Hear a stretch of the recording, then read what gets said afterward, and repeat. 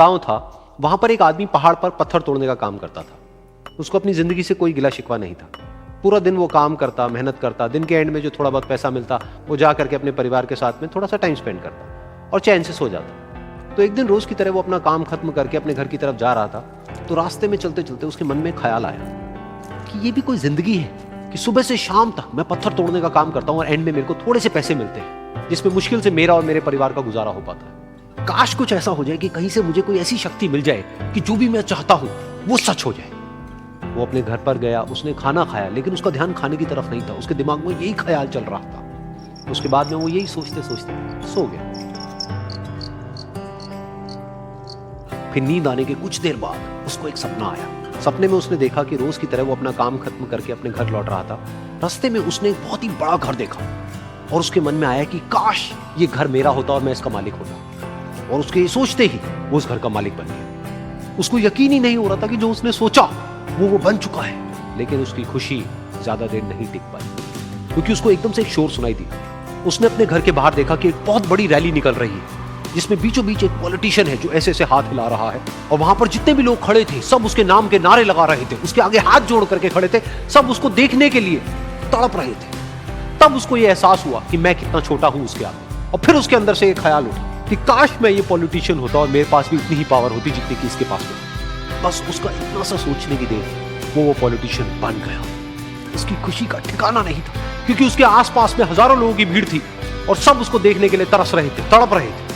लेकिन उसकी ये खुशी ज्यादा देर नहीं टिकी। धूप बहुत ही तेज थी और उस पॉलिटिशियन को आदत नहीं थी इतनी गर्मी में रहने की। तो उस धूप की वजह से उसको चक्कर आ गए और वो बेहोश होकर के गिर गया। फिर उसको एहसास हुआ कि ये पॉलिटिशियन सबसे ताकतवर नहीं है, ये जो सूरज है ये सबसे ताकतवर है। और उसके मन में आया कि काश मैं ये सूरज हूं तो मेरे आगे कोई नहीं टिक पाएगा। और उसका इतना सा सोचने की देर थी और वो सूरज बन गया।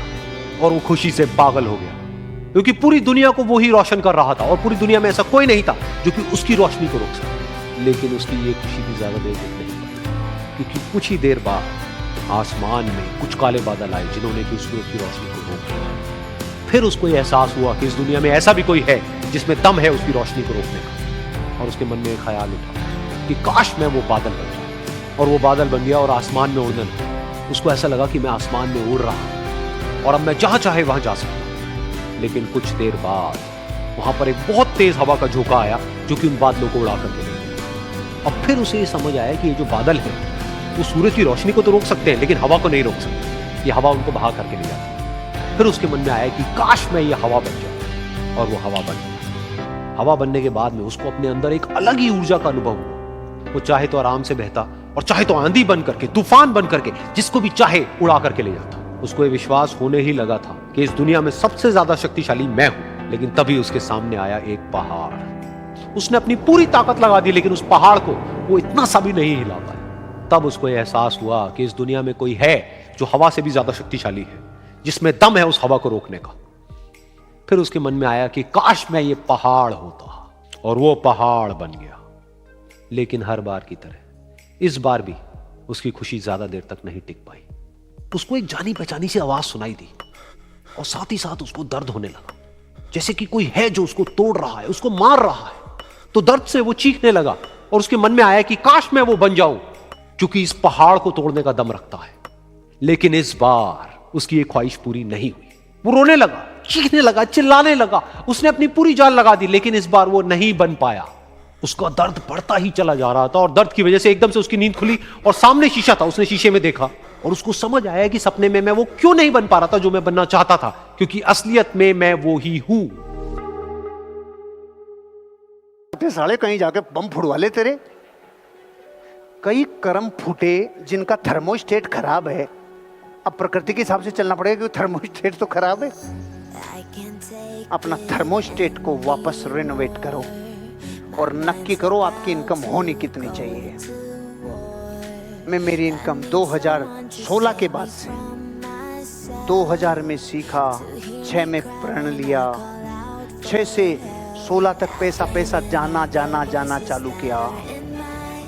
फिर जे कर्व लिया 16 के बाद से, जब दौलत की विज्ञान समझ में आई।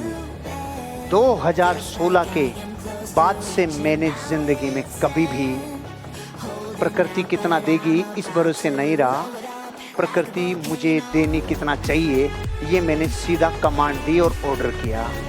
आपको यही कह रहा हूँ भाई साहब, मेरे में आप में कोई फ़र्क नहीं है, बस मैं इन सिद्धांतों को पूरी आत्मा से प्राणों से मानता हूँ। आप आज देख रहे हो, मानना नहीं मानना आपके ऊपर डिपेंड करता है, लेकिन अगर अपना थर्मोस्टेट मजबूत कर लिया तो नेक्स्ट लेवल पे जंप मार के जाओगे।